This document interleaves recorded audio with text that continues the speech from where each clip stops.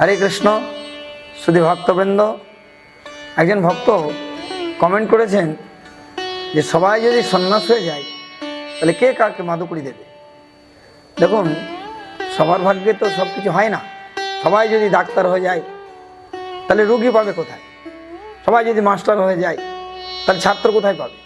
তা সেই জন্য এক একটা যেমন সাবজেক্ট নিয়ে এক একজন পড়াশোনা করে এক একটা জায়গা সে অর্জন করে, তেমনি এই পারমার্থিক জগৎটা, পারমার্থিক মানে ভগবত পদ লাভের জন্যে ভগবান যাকে কৃপা করেন তিনি সব কিছু ত্যাগ করে সন্ন্যাস নিতে পারেন।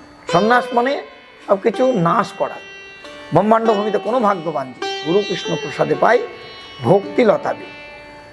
বলছে কোনো কোনো ভাগ্যবান এই জগৎ থেকে দেখা যাচ্ছে গুরুদেবের প্রসাদ পেয়ে, কৃষ্ণ কৃপা পেয়ে তখন হয়তো সে ভগবত ভক্তি লাভ করে।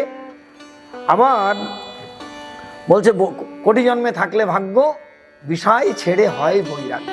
সমস্ত বিষয়, বৈভব, আত্মীয় স্বজন, পরিবার, বন্ধু স্বজন ত্যাগ করে যে সন্ন্যাস ধর্ম গ্রহণ করে ভাগবত আরাধনা করা এ দুর্লভ। তা এটা কোনো কোনো ভাগ্যবানেরই হয়। আপনারা কৃপা করবেন যেন সন্ন্যাস ধর্ম রক্ষা করে, যেন গুরু বৈষ্ণব ভগবানের যেন নিষ্কপটের সেবা করে যেন সে ভগবানের চরণ লাভ করতে পারি। হরে কৃষ্ণ কৃষ্ণ কৃষ্ণ হরে হরে, রাম হরে রাম, রাম রাম হরে।